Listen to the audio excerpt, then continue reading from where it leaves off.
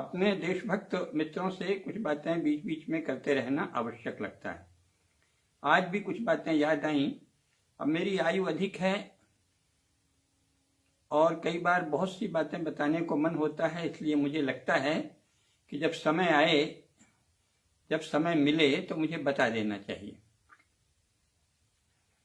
क्योंकि फिर पता नहीं कितने वर्ष रहें, सब बातें कह पाएं न कर पाएं। लोक यात्रा का यह मेरा स्वधर्म है, ये कर्तव्य है कि मैं कह दूं। जो उसके सुपात्र होंगे वो उसको ग्रहण करेंगे।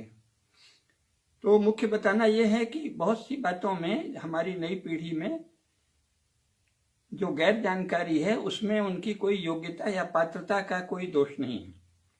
भारत में अंग्रेजी शिक्षा लाई ही इसीलिए गई, और अंग्रेजी में ज़्यादातर नेताओं ने और ज़्यादातर बड़े लेखकों ने और मीडिया ने सब मुख्य बहसें अंग्रेजी में इसीलिए शुरू की कि उनको अपने ही समाज से डर था। वो नहीं चाहते कि हमारा समाज सत्य को जाने। जो आधुनिक राजनीति है वो समाज की प्रतिनिधि राजनीति नहीं है, तो वो समाज से दुराव करके किसी तरह विधायिका पर काबिज होने की राजनीति है। उसमें से जो भले लोग थे, राष्ट्रीय स्वयंसेवक संघ के स्वयंसेवक आदि थे, उन्होंने तो घबरा कर पार्टी इसलिए बनाई कि भाई ये राजनीतिक लोग अकारण प्रहार करते हैं। लेकिन फिर चूंकि उन्होंने राजनीति के विषय में कोई गहरी और व्यापक तैयारी नहीं की थी, इसलिए उन्हें ये पता ही नहीं था कि हमारे साथ हो क्या रहा है। उनके साथ जो अन्याय हुआ वो भी उन्हें पता नहीं चला। अचानक नेहरू ने कह दिया कि ये लोग हिंसा में विश्वास करते हैं, ये गांधी जी की हत्या इनके ही कारण हुई है, आदि आदि। तो ये सफाई देने में लग गए। क्यों? इसमें उनका दोष नहीं है। इसमें यह है कि हमारे यहाँ राजपुरुषों के प्रति बहुत गहरा सम्मान था। राजपुरुषों का सम्मान करना भारत की परंपरा रही है, भारतीय समाज की। जैसे धर्माचार्यों का सम्मान करना, विद्वानों का सम्मान करना, कवियों लेखकों आदि का भी सम्मान करना, अलग अलग अनुशासन के विद्वानों का सम्मान करना, धर्म के आचार्यों का परम आदर करना, परम श्रद्धा रखना, और राजपुरुषों का भी गहरा आदर करना, ये जो परंपरा रही है उन्होंने उसे ही मान लिया, क्योंकि वो विदेशी विचारों के विषय में गैर जानकार थे। जो बंकिम चंद्र, श्री अरविंद आदि ने भारत माता की बात की थी, आनंद मठ में पहली बार वंदे मातरम लिखा गया, उससे जो देश में वातावरण बना अंग्रेजों के विरुद्ध, वो इतना ओजस्वी, इतना भावपूर्ण, इतना श्रेष्ठ था, और उसमें जगदम्बा का ही एक रूप भारत माता को माना गया था। तो वह संस्कारी भारतीयों को इतना आकर्षक लगा कि सब ने उसको उत्साह से ग्रहण किया। सब उसके उत्साहपूर्ण गाने वाले, दोहराने वाले बन गए देशभक्ति के भाव से। अब उसके मर्म पर चिंतन कुछ नहीं हुआ, और ये जो राजनेता अंग्रेजों से पावर का ट्रांसफर प्राप्त करके कई तरह की सौदेबाजियों के बाद आए, उन्होंने ये चालाकी की कि उन्होंने मान लिया कि साधारण जनता के लिए वो भाषा चलेगी वंदे मातरम की, भारत माता की, और असल में जो हमें शासन चलाना है, जो अंग्रेजों से संवाद करके हमने शासन पाया है, उसकी भाषा अलग होगी, वो अंग्रेजी में होगी। तो साधारण भारतीयों के लिए वो क्या होगा? कूट शब्द होगा, कूट भाषा होगी, संध्या भाषा होगी, प्रच्छन्न भाषा होगी, और इसलिए उन्होंने उसे चला दिया। तो जाहिर है कि ये लोग इतने वर्षों में लंदन आदि में पढ़कर काफी धूर्ततापूर्ण और कुटिल राजनीति के जानकार हो गए थे, जैसे अंग्रेज थे। जैसे अंग्रेजों ने छल पूर्वक ही यहाँ से पहले व्यापार किया, फिर सौदेबाजी की, दुनिया भर का किया, तो उस राजनीति से अवगत हो गए थे। और विश्व में जो नई राजनीति चल रही थी दोनों प्रकार की, दोनों ही छलपूर्ण थी, कम्युनिस्ट भी और ये ब्रिटिश साम्राज्यवाद भी। कम्युनिस्ट साम्राज्यवाद भी छल का साकार रूप है और ब्रिटिश साम्राज्यवाद भी था। तो उसको नहीं समझा। जैसे ही पावर का ट्रांसफर हुआ तो लोगों ने मान लिया कुछ भी हो, देशभक्त तो हैं ही नेहरू जी, गांधी जी आदि, तो वो उसके प्रभाव में आ गए। और जब नेहरू ने कुछ, ये आधुनिक राजनीति के नेता अभिनय में बहुत कुशल होते हैं, तो नेहरू जी ने जो मुद्रा उद्रा बनाई कि जैसे वो बड़े दुखी हैं, यद्यपि उनके बयान बहुत सधे हुए होते थे, उन्होंने संसद में जोसेफ स्टालिन नामक पादरी से कम्युनिस्ट बने व्यक्ति को जो श्रद्धांजलि दी, उसमें तो कहा कि हम स्टालिन युग के बेटे हैं। गांधी जी को जो श्रद्धांजलि दी उसमें कहा एक ज्योति थी जो बुझ गई, उसमें ये नहीं कहा कि हम गांधी युग के बेटे हैं। तो बड़ी चतुराई से वो अपनी स्थिति स्पष्ट कर रहे थे कि मैं गांधी का उत्तराधिकारी नहीं हूं, मैं गांधी युग का बेटा नहीं हूं, मैं स्टालिन युग का बेटा हूं, मैं स्टालिन का अनुयायी हूं। लेकिन भारत में प्रचार ऐसे कर दिया कि जैसे वो पंडित जी हैं और गांधी को मानते हैं, और दुनिया भर का झूठ छल फैला दिया। गांधी के नाम से भी बहुत झूठ और छल फैलाया। गांधी जी की एक दो कमजोरी थी, लेकिन वैसे गांधी जी भारतीय पदावली में ही बात करते थे, तो इसने उन सबको उलट दिया।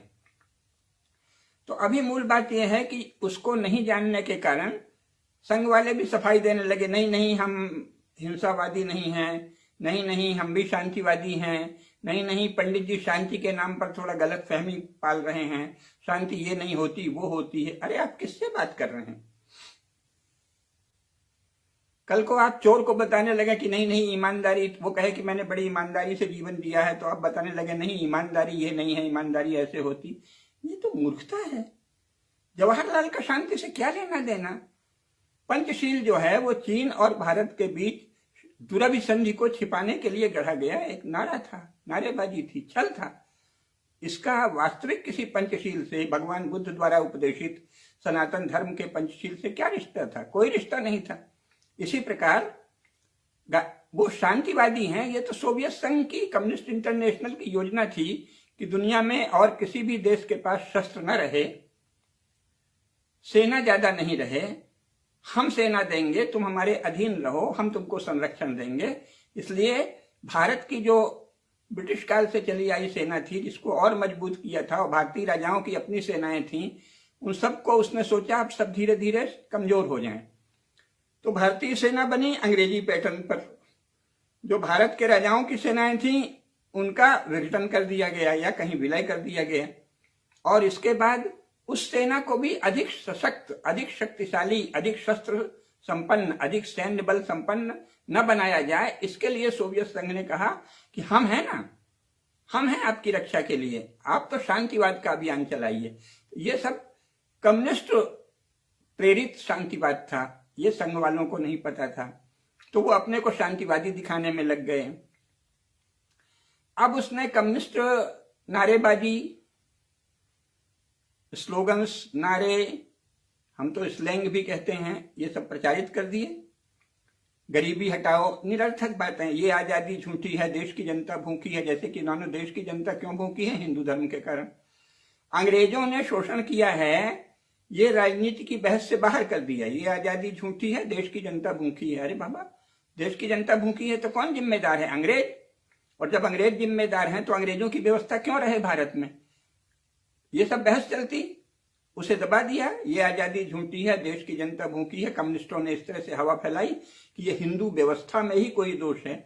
ये भूल गए, अरे अब तो एंगस मेडिसन की रिपोर्ट भी आ गई, हालांकि वो एंगस मेडिसन भी आधी अधूरी ही जानकारी रखता है और उसने उसमें छल भी किया है, लेकिन तब भी ये कहा है ना कि 17वीं शताब्दी तक भारत तो विश्व अर्थव्यवस्था में सर्वोच्च था। तो जिस देश की समाज व्यवस्था इतनी उन्नत थी कि वो स्वयं इन 2000 सालों में भी 1700 साल विश्व में सर्वोच्च था, और दूसरे 100 साल फिर दूसरे नंबर पे आया, नीचे तो वो 15 अगस्त 1947 के बाद गया है, उसको आप कह रहे हैं कि हिंदू समाज में ये दोष है। कैसा छल है, ये जानना चाहिए। ये इसलिए कि आधुनिक राजनीति का प्रारंभ ही छल से होता है। ट्रांसफर ऑफ पावर छलपूर्ण प्रक्रिया। भारत का राज्य का बंटवारा, पाकिस्तान का पूरब और पश्चिम में बनाया जाना, मजहब पर आधारित राज्य बनाना, छलपूर्ण प्रक्रिया। और फिर समाज, ये गरीबी हटाओ वाली बात करना, छलपूर्ण प्रक्रिया।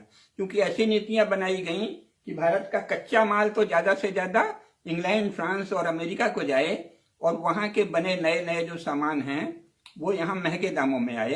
तो इस प्रकार 15 अगस्त 1947 के बाद विनिमय की शर्तें अनुचित रख के और व्यापार की शर्तें अनुचित रख के भारत का धन विदेशों को उससे अधिक भेजा गया जो ब्रिटिश काल में गया था। अंग्रेज जब यहां से गए थे तो भारत के कर्जदार थे स्वयं उनके अनुसार, जबकि उन्होंने बहुत हेर फेर किया था बही खातों में, तब भी उन पर कर्जा था। उस कर्जे को वसूलने की बात नहीं करना, ऐसा शर्त हुई और नेहरू ने उसको मान लिया चुपके से। इसीलिए नेहरू को प्रधानमंत्री बनाया गया। इसके बाद उसको छिपाने के लिए गरीबी हटाने का नाम लेने लगे और उसमें हमको बनाना है मशीनों का नगर, ऐसा कह के औद्योगिकरण के नाम पे यूरोप से महंगे दामों में उनकी चीजें लेने लगे, उनके कलपुर्जे लेने लगे और अपना मूल जो द्रव्य है, जिसे कच्चा माल रॉ मटेरियल कहते हैं, जिसे मैं कहता हूं मौलिक द्रव्य, मूल द्रव्य, ओरिजिनल मैटर, ओरिजिनल सामग्री, मूल सामग्री, उसको सस्ते दामों में भेजने लगे। तो इस प्रकार विदेशों को धन 15 अगस्त 1947 के बाद उससे अधिक गया है जितना अंग्रेज ले गए थे, तो इसको छिपाया गया। इसी प्रकार वस्तुतः है गरीबी बढ़ाई जा रही थी और अपने अनुकूल उद्योगपतियों को मनमानी तौर पे कर्ज दे दिया, सुविधा दे दी, सरकारी खजाने से, सरकारी बैंकों से ऋण दिया, बहुत उदारता से ये सब किया गया। थोड़ा बहुत तो फिर करना ही पड़ता है कर्मकांड, क्योंकि लोकतंत्र उन्होंने बड़ी होशियारी से अपनाया, क्योंकि उन्होंने देख लिया था कि सोवियत संघ जैसा अगर नकल किए और लोकतंत्र भी नहीं रहने दिया तो फिर भारत के लोग तो बहुत वीर हैं, यहाँ के किसान सबसे बड़े वीर होते हैं, योद्धा होते रहे हैं, इन्हीं के घरों के बच्चे तो फौज में जाते हैं सबसे बड़ी संख्या में, तो वो हमको खत्म कर देंगे, मार देंगे। तो होशियारी से चले, लोकतंत्र किया, एक अच्छा काम किया लोकतंत्र को रख के। लेकिन जो शब्दावली है वो सब झूठ से भरी है। गरीबी हटाओ, अरे बाबा गरीब कहाँ है, थोड़ी सी विषमता है, कुछ बहुत धनी है, कुछ मध्यम है, तो उनको दान से, उदारता से, वितरण से हटेगा ना। सरकार कहाँ से गरीबी हटाएगी? सरकार तो खुद ही मांगती है टैक्स। सरकार के पास भगवान धन देते हैं क्या? भारत के लोगों से आप टैक्स वसूलते हैं ना। टैक्स ज्यादा लेना हो तो चाणक्य ने कहा है प्रणय निवेदन करो, यानी प्रेम से अपनी प्रजा से टैक्स मांगो, नहीं तो सामान्य टैक्स लेते रहो। इसको छिपाने के लिए कह दिया कि हम ही सब कल्याण कर रहे हैं। तो अभी उतने विस्तार से इन सब बातों में नहीं जाएंगे। आज की बात का प्रयोजन यह है कि जो चालू राजनीति है दलों की, उनके शब्दों को आप अगर अपनाते हैं तो आप केवल मूढ़ बने रहेंगे। देशभक्ति के नाम पर आप किसी न किसी दल के सेवक होंगे। वर्तमान जो परिस्थिति है, क्योंकि राजनीति में कभी शून्य नहीं रहता, कभी भी शून्य नहीं रहता। राजनीति तो निरंतर छात्र धर्म है और रजोगुणी है ना, निरंतर क्रियाशीलता का है। तो राजनीति में शून्य कभी भी नहीं रहेगा। इसलिए सब दलों को अगर आप गाली दे के बैठ जाते हैं तो फिर आप भगवान का भजन करिए, देश का बाकी का कोई काम आप नहीं कर पाएंगे। इसलिए राजनीति में रुचि रखना चाहिए। वर्तमान परिस्थिति में जो भी देशभक्त है उसको भारतीय जनता पार्टी को ही वोट देना चाहिए, उसमें ही काम करना चाहिए। अगर सक्रिय काम नहीं कर रहे हैं तो अपना दूसरे काम करें, पर ऐन मौके पर समर्थन भाजपा को करें, लेकिन उनकी बोली न बोलें, क्योंकि भाजपा वाले भी वही शब्दावली अपनाते हैं जो नेहरू ने चला दी थी कम्युनिस्टों की नकल में। जैसे आइडियालॉजी आधारित पार्टी, ये तो सबसे बड़ा पाप है। केवल कम्युनिस्ट लोग आइडियालॉजी की बात करते हैं। पश्चिमी यूरोप और संयुक्त राज्य अमेरिका का कोई भी बड़ा दल किसी आइडियालॉजी की बात नहीं करता। उसको सुंदर दिखने के लिए हिंदी में विचारधारा कह दिया, लेकिन वो मूल में क्या है? आइडियालॉजी। तो आइडियालॉजी आधारित पार्टी बहुत बुरी चीज है। इसी प्रकार काडर कम्युनिस्टों का लक्षण है, सैनिकों की तरह एक दल रहे। तो राजनीतिक दल तो भारत के संविधान में क्या कहा गया है? अभिव्यक्ति की स्वतंत्रता है, हर व्यक्ति को अभिव्यक्ति की स्वतंत्रता है, विचारों की स्वतंत्रता है। इसलिए पार्टी कैसी होनी चाहिए? लोकतांत्रिक। तो क्या इसमें अराजकता हो? नहीं, इसके आदर्श परिभाषित हो, यानी पार्टियों को अपने आदर्श घोषित करने चाहिए जो संविधान के विरोधी नहीं हो। जैसे सत्य है, अहिंसा है, भ्रातृभाव है, बंधुता है, राष्ट्रभक्ति है, संपत्ति किसी की नहीं लेना, किसी की कोई भी वस्तु नहीं लेना, अनधिकार, ये सब जो है ना, जैसे हमारे यहाँ सत्य, अहिंसा, अस्तेय, संयम, ये सब कहा गया है, वो राजनीति के आदर्श होने चाहिए। ये फलानावाद, ठिकानावाद, ये समाजवाद और कम्युनिज्म की नकल से जो चला है, तो उसी की नकल में राष्ट्रवाद चला दिया, उसकी परिभाषा नहीं की। राष्ट्रवाद नहीं, राष्ट्रभक्ति की आवश्यकता है। राष्ट्रवाद यूरोपीय विचार है और यूरोप की कोई भी पार्टी, केवल जर्मन नाजी पार्टी अपने को राष्ट्रवादी कहती थी। वर्तमान में पश्चिमी यूरोप का कोई भी दल स्वयं को राष्ट्रवादी भी नहीं कहता। राष्ट्रभक्ति एक उच्चतर मूल्य है। तो पार्टियों को कैसा होना चाहिए? उच्चतर आदर्शों और मूल्यों के लिए समर्पित उनकी घोषणा करना चाहिए कि हम इस आदर्श को मानते हैं। लेकिन आइडियालॉजी और उसकी गलत हिंदी कर दी विचारधारा, विचारधारा की कोई व्याख्या आज तक नहीं हुई है, आइडियोलॉजी का अनुवाद है। आइडियोलॉजी गंदी चीज है। इसी तरह पार्टी का काडर बेस्ड होना बहुत गंदी चीज है। इन सबको जानना चाहिए। समाजवाद गंदी चीज है, पार्टी का काडर बेस्ड होना गंदी चीज है, आइडियोलॉजी गंदी चीज है। विचार, आदर्श, श्रेष्ठ भाव, श्रेष्ठ लक्ष्य वो आवश्यक हैं राजनीति के लिए। ये जानना चाहिए कि आप भाजपा के समर्थक बने। मैं स्वयं भाजपा का प्रचंड समर्थक हूं, मैं मोदी जी का परम प्रशंसक हूं, लेकिन उनकी वाणी में जो कम्युनिस्टों की कोई छाप आ जाती है उसका मैं क्यों समर्थक हूं? कोई आवश्यकता नहीं। उनको वोट चाहिए ना, चुनाव के समय हम उनको वोट दे देंगे, बाकी समय भी उनके गुणों की प्रशंसा करते रहेंगे। लेकिन हम उनकी बानी बोली भी बोलने लगे हैं। कोई भी राजनेता ज्यादा पढ़ने का उसे समय नहीं होता तो उसको विचारक कहने लगे, फिर उसके आगे पीछे दुम हिलाने लगे। ये सब क्या है? किसी भी देशभक्त विचारशील युवक और युवती को नेताओं की बोली की नकल नहीं करनी चाहिए, क्योंकि नेता प्रायः भारत के नेता बहुत कम जानते हैं और शब्दावली आदि के विषय में तो वो कुछ भी नहीं जानते। मोदी जी भी टर्मिनोलॉजी में कई बार कम्युनिस्ट टर्मिनोलॉजी का उपयोग करते हैं, लेकिन उनमें एक सहज अक्ल है तो बाकी समय अच्छी बात करते हैं। लेकिन नेताओं की भाषा पर मत जाइए। आप भाजपा का खूब समर्थन करिए। इस समय एक ही दल समर्थन के योग्य है, भारतीय जनता पार्टी। परंतु आपको किसी भी तरह भाजपा की प्रचारित शब्दावली को नहीं अपनाना चाहिए। आप राष्ट्रवादी मत बनिए, राष्ट्रभक्त बनिए। तो हमको ये चाहिए, हमको नेताओं की बोली नहीं बोलनी है और नेता को विचारक मानने की बेवकूफी नहीं करनी। नेता को कहाँ फुर्सत है? मान लो उसने पोस्ट ग्रेजुएशन भी कर लिया, उसके बाद लोगों से संपर्क करना, पार्टी के लिए हाथ तोड़ मेहनत करना, चुनाव के लिए दौड़ धूप करना, रैलियां करना, उसको पढ़ने की कहाँ फुर्सत है? तो शब्दावली नेताओं की मत लें। अगर आप सच्चे हृदय से देशभक्त हैं तो शब्दावली नेताओं की न लें, पार्टी का समर्थन करें, भारतीय जनता पार्टी का प्रबल समर्थन करें, लेकिन भाजपा के नेताओं की बोली नहीं बोलें। और वो काडर की पार्टी है ये सब नहीं कहें, क्योंकि असंभव है। आप खुली आंख से देखें तो भाजपा में तरह तरह के मत हैं, तरह तरह के विचार हैं। एक नेता का कुछ विचार परस्पर विरोधी नहीं है, व्यक्तिगत स्वाधीनता है। बहुत सुंदर, बहुत अच्छा,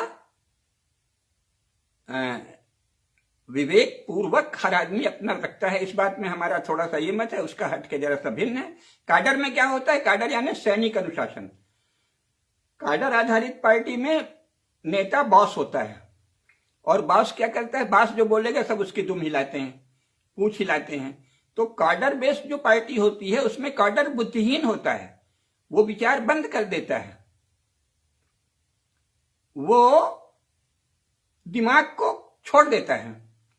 लेकिन दिमाग छोड़ने से छूटता नहीं है, उसका अपना दिमाग चलेगा। अगर वो विवेक पूर्वक मस्तिष्क को नहीं चलाएगा तो फिर किसी दंड फंड में दिमाग को चलाएगा, तीन तिकड़म में। तो नेताओं की बोली बोलेंगे और जय हजूरी, आप विरोध मत करिए, लेकिन बोली अपनी बोलिए।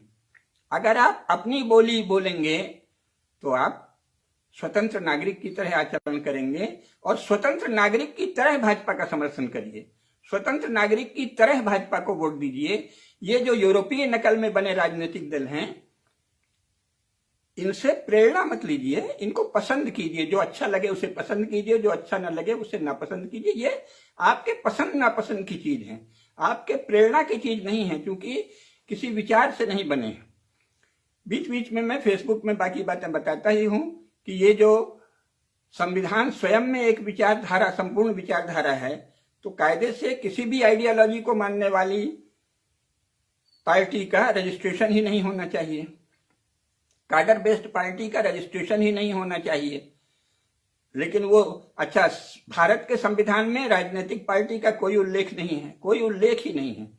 लेकिन अनुच्छेद 224 का उपयोग करके निर्वाचन आयोग ने जो बनाया है पार्टियों के लिए नियम, उसमें एक दोष ये रह गया है कि ये नहीं कहा है, निर्वाचन आयोग को चाहिए कि भारतीय संविधान के अनुरूप उसमें संशोधन करें कि भारत में उसी पार्टी का रजिस्ट्रेशन होगा जो किसी आइडियोलॉजी की बात नहीं करेगी, जो संविधान को अपना आदर्श मानेगी और उसके विचारों और आदर्शों में से किसी को हम थोड़ा ज्यादा प्रचारित करेंगे, ये कह देगी, कोई दूसरे की थोड़ा कम कर सकता है। लेकिन संविधान में स्वयं ही घोषित आदर्श हैं जिनमें समानता, भ्रातृभाव, राष्ट्रभक्ति, सत्यनिष्ठा, ये सब संविधान में परिभाषित विचार हैं। इनके बाद किसी आइडियोलॉजी की जरूरत नहीं है। आइडियोलॉजी के नाम पे पार्टी कार्यकर्ताओं को गुलाम की तरह बना दिया जाता है काडर पर, वो ठीक नहीं है। और उस पर अगर आप राजनीतिक रूप से जागरूक हैं तो सक्रिय होइए और ये वातावरण बनाइए और अति में मत जाइए। हम भाजपा का समर्थन करेंगे, ये बार बार स्पष्ट कर दीजिए, लेकिन इसके बाद हम सत्यनिष्ठ रहेंगे, हम धर्मनिष्ठ रहेंगे, हम राष्ट्रभक्त रहेंगे, राष्ट्रवादी नहीं।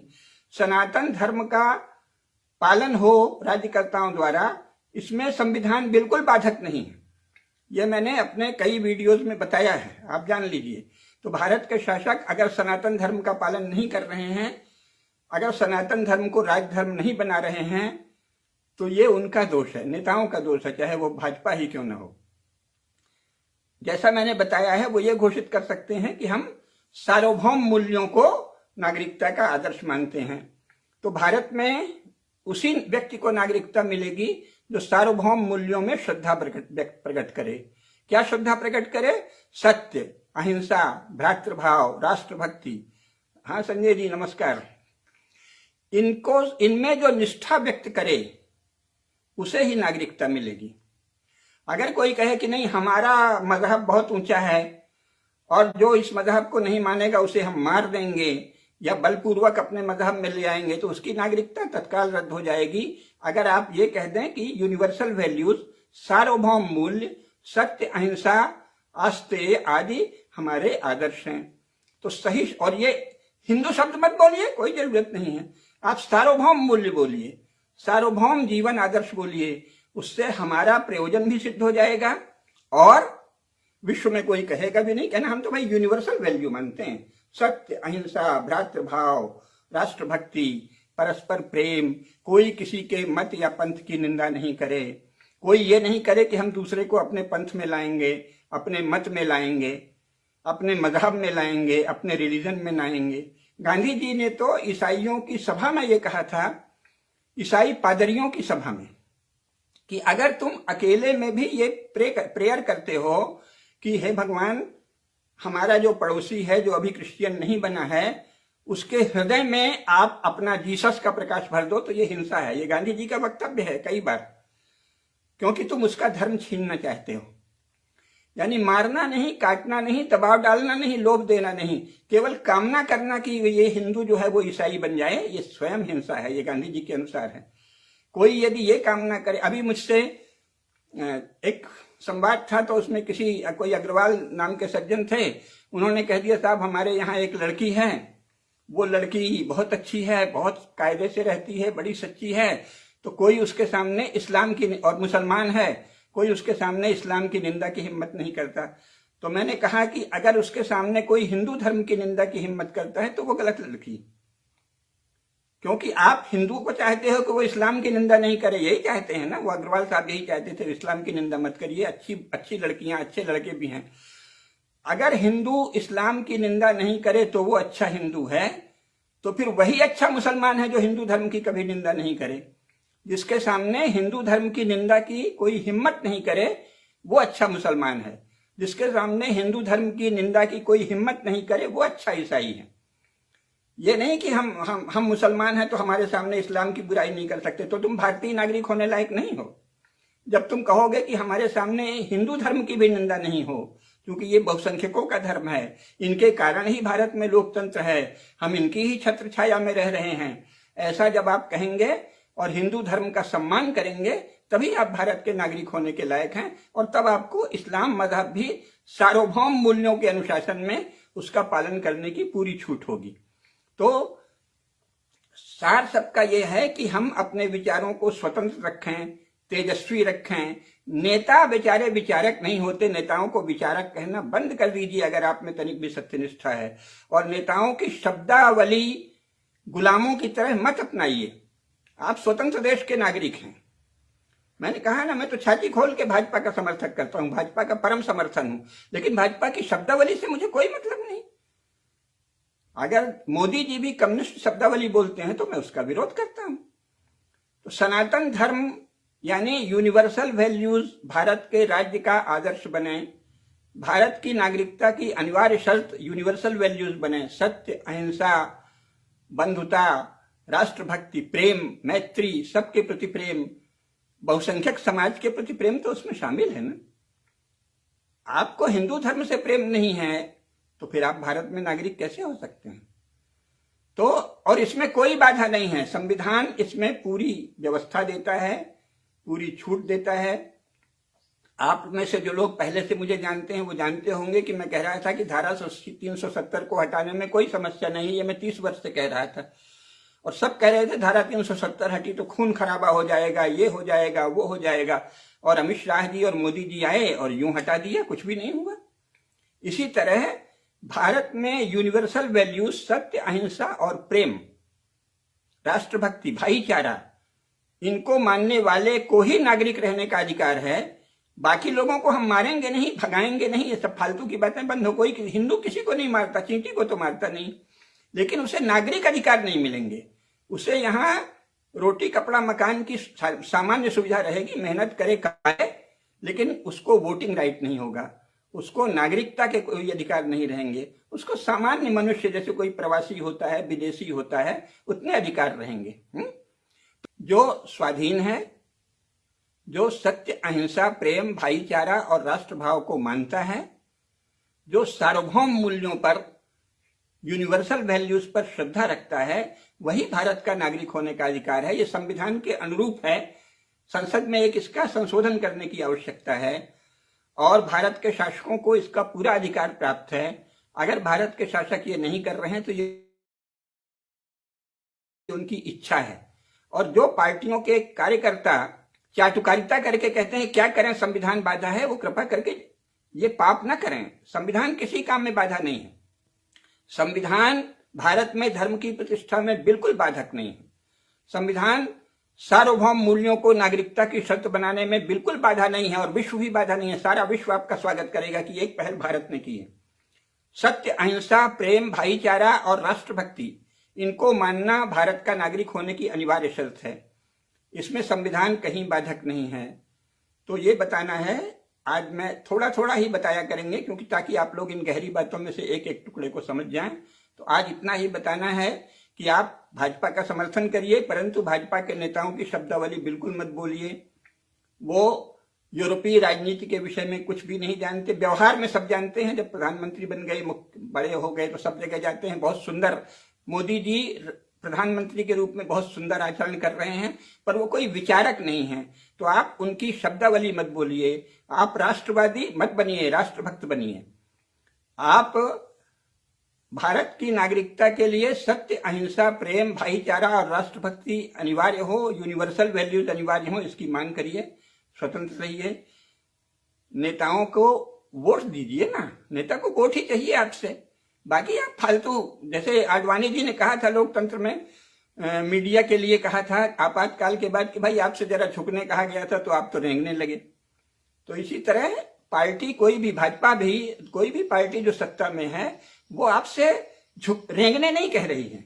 आप उनका आदर करिए, उनका सम्मान करिए, कभी उनको कटु शब्द नहीं बोलिए और जो अच्छी पार्टी लगती है उसको चुनाव में वोट दीजिए। लेकिन आपके वो गुरु नहीं हो गए हैं, आप उनके चेले मत बन जाइए, उनकी शब्दावली मत बोलिए। अपना स्वतंत्र व्यक्तित्व रखिए, जो व्यक्तित्व, जो भारत की भाषा है, जो सनातन धर्म की भाषा है, जो हिंदू धर्म की भाषा है, उसको सीखिए, उसको बोलिए, तभी आपका भारतवर्ष में जन्म लेना सार्थक है। नमस्कार, वंदे मातरम।